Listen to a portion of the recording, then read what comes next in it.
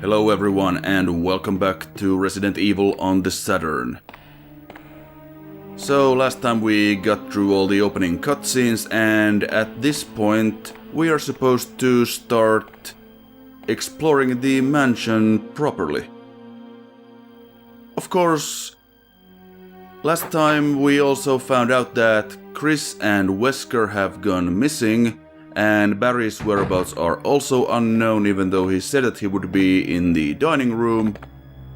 And of course, our fellow STARS members Kenneth and Joseph are dead, getting eaten by a zombie and by zombie dogs respectively. So things are not going all that great for the team.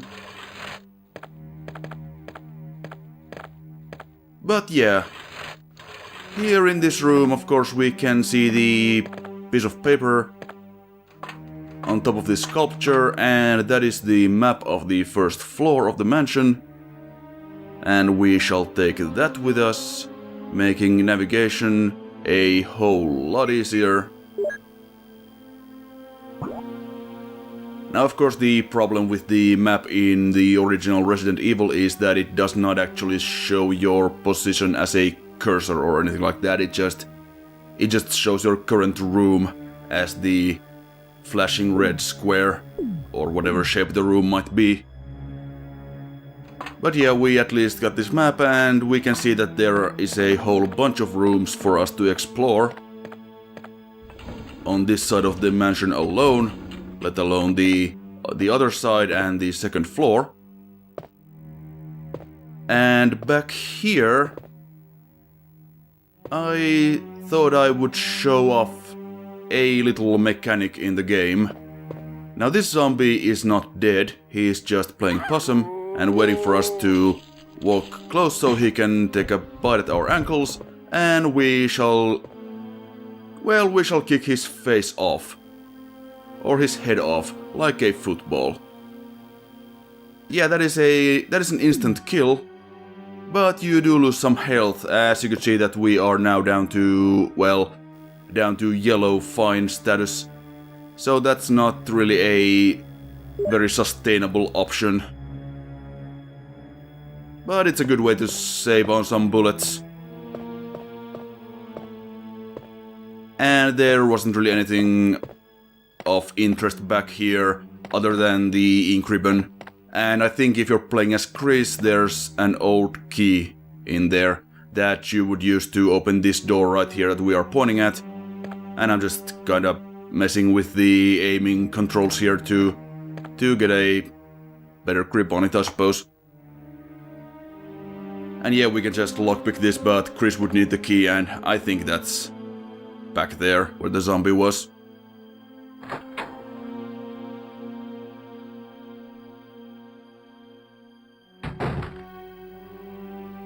Well, that's some tacky wallpaper.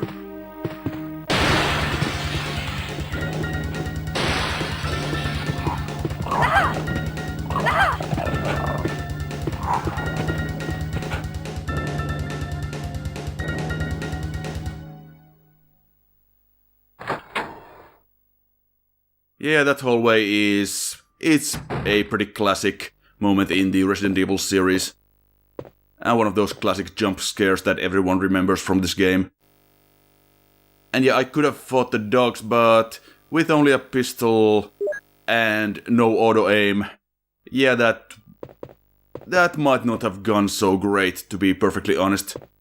The only thing that is in that hallway, aside from the dogs, is a clip of pistol ammo underneath one of the dressers that you can push. And yeah, it's not really worth expending all that ammo, like 4 or 5 bullets per dog, to just get 15 bullets, minus the ones that you expended, of course. And this bathroom here is, well, it's completely useless for Jill's playthrough. As Chris, you can find another old key in there, but for us, it's just there for atmosphere, I guess. And of course in the remake there is a zombie there. And you can drain the tub.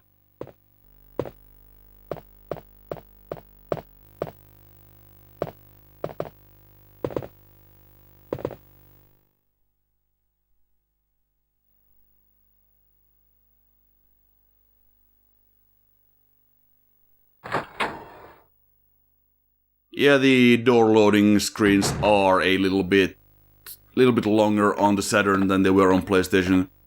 The loading times in general are kind of longer than on the PlayStation, so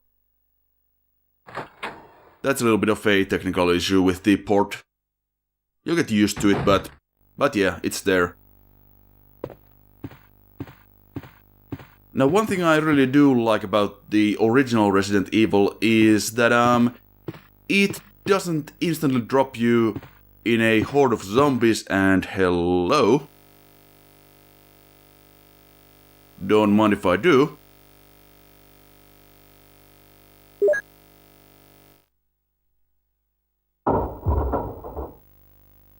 I'm sure that's nothing to worry about. Yeah, it doesn't drop you instantly in a horde of zombies, and you just kinda get to explore before stuff really starts going down. Aside from those dogs, obviously.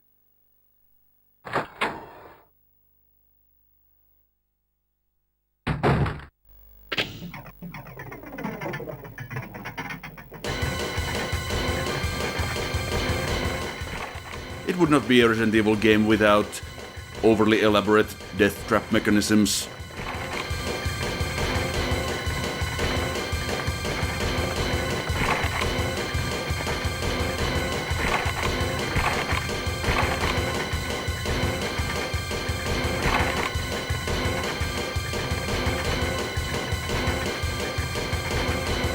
Hey, what's going on? Jill? Is that you, Jill? What happened? Barry, help me please. The door won't open. Quick! Stay away from the door, Jill. I'm gonna kick this door down. Hurry! This way!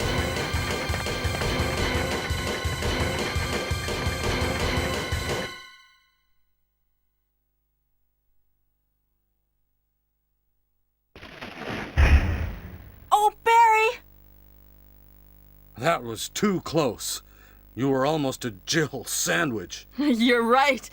Barry, thanks for saving my life. But Barry, didn't you say you're going back to the dining room to do some research? Why on earth are you here?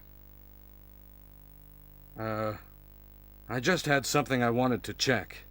Now, let's get back to searching for the lost captain and Chris, shall we?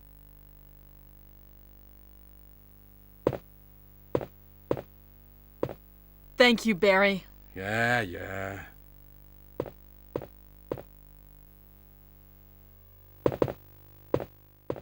For some reason, that cutscene with Barry and Jill with the line that spawned a million jokes.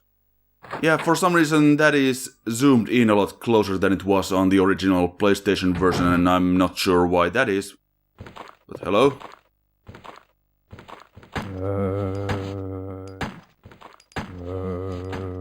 And I just totally wasted a bullet there. And wasted another bullet. And yet another... Oh, well, actually I did not waste that one because I managed to hit the zombie that was behind the one that we were aiming at, but yeah. That could have gone better. And of course this guy is still not dead.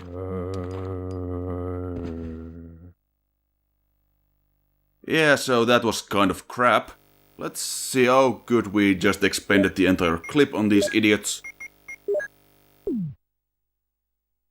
I mean, that is not great. Now the game is kind of stingy with ammo, and we really shouldn't be killing every single zombie that we run into. But there is just about enough ammo for the pistol and the shotgun, which are really the weapons that you would want to use against most of the zombies. And hold on. That looks intimidating. Yet there is generally enough ammo so that you can shoot most things and still have no trouble.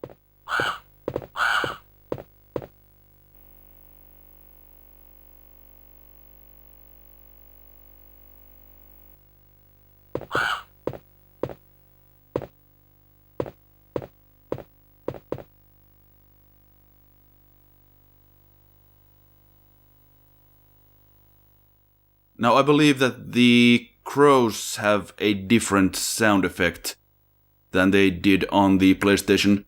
And also this is a puzzle room here. We've got these pictures of a person in various life stages, starting from a newborn. That was right there, and we could have just pressed the button and got it going already, but I figured I might as well just show off all the paintings first.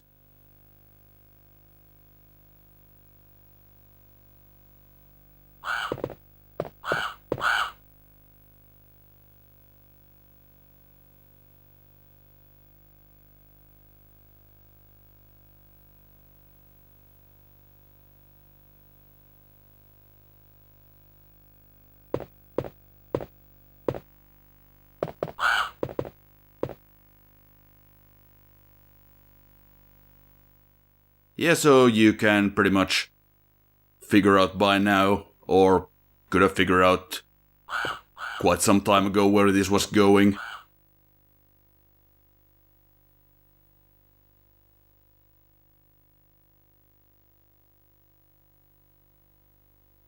But yeah, I just decided to take a proper look at all the paintings before we start, as if this was my first playthrough.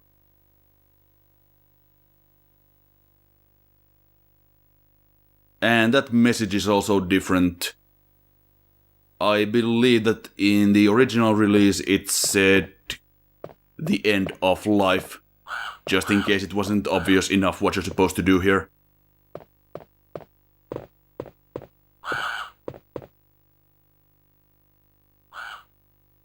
So obviously we are going to start out here by pressing this button below the baby picture.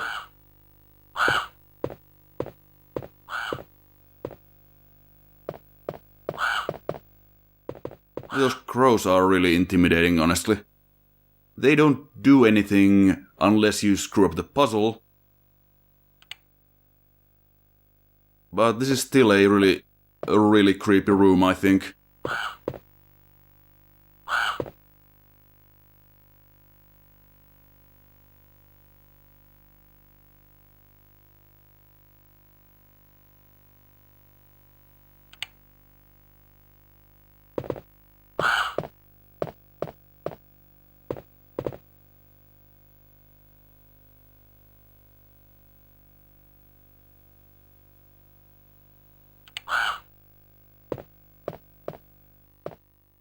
You can also shoot the crows if you want to, but I mean, there is really no reason to do so. Obviously, that just makes it easier if you screw up the puzzle, but I mean, the puzzle is pretty simple, unless I guess you don't speak English all that well, such as, say, if you are a kid who should not be playing this game in the mid-90s.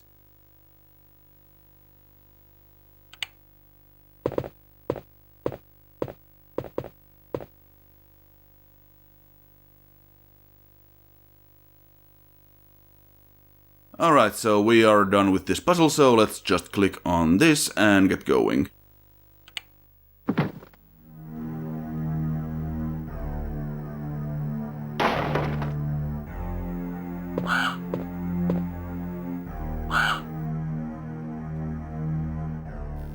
And our reward for solving this brain teaser is the star crest.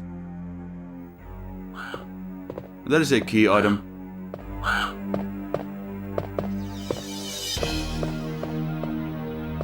Man, that sound is just creepy as all hell. But yeah, the star crest is a key item that we can use. Well, it's actually kinda nearby.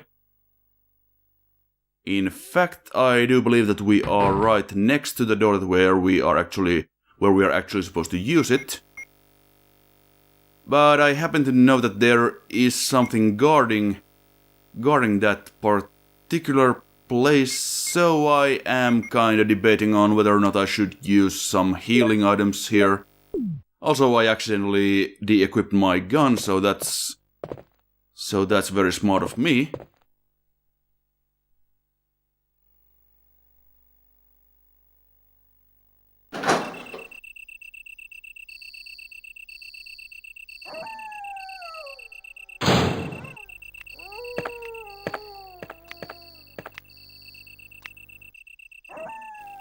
Yeah, we can hear that there is a Cerberus waiting for us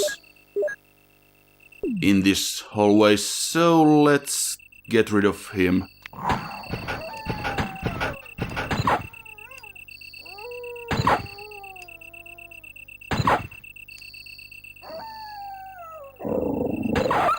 One of the slightly annoying things about the dogs is that they have invincibility frames when they are getting up, or also when they are down on the ground, so you can waste some bullets pretty easily when you're fighting them, but this guy is not going to trouble us any longer. So we have 4 slots here that are conveniently shaped like these crests, or the crest that we just picked up. And yeah, we need the sun, moon, wind and star crests. And while the star crest doesn't do anything on its own, we might as well just deposit it in here so we get it out of our inventory. Because as you could see, our inventory was full.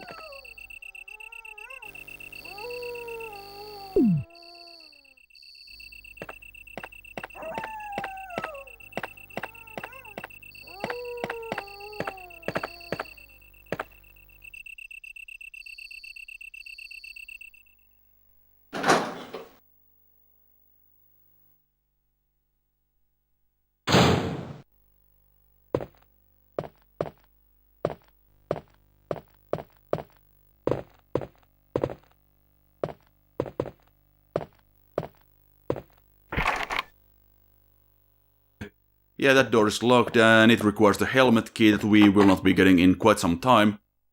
But this one, however, we can unlock.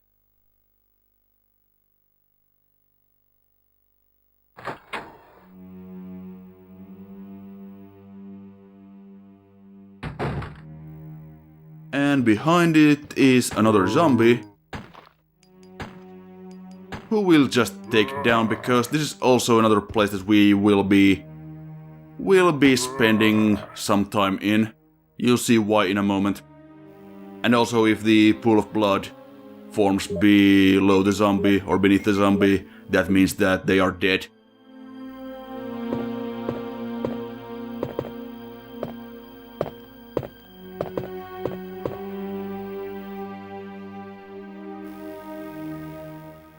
Oh good, another green herb. So yeah, these are the basic healing items. And if you want to improve their healing effects, you can mix them. 2 green herbs means moderate health recovery, and I think we shall just use it right now. Not gonna waste the first aid spray here. Yeah, that's much better. We don't have a whole lot of pistol ammo, especially since I have been wasting it like an idiot by missing my shots. But that's not really gonna be a big problem because right here is a storage room, and that is an item box where we can store our items that we don't need. But first, let's pick up this here chemical, which obviously will be used for a puzzle in a bit.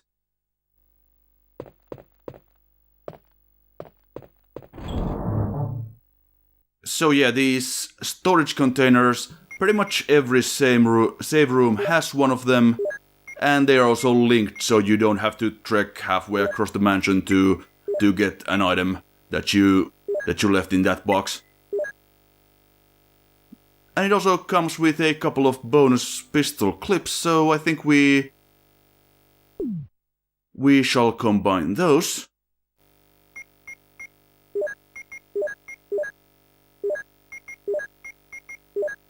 There we go, that's much better.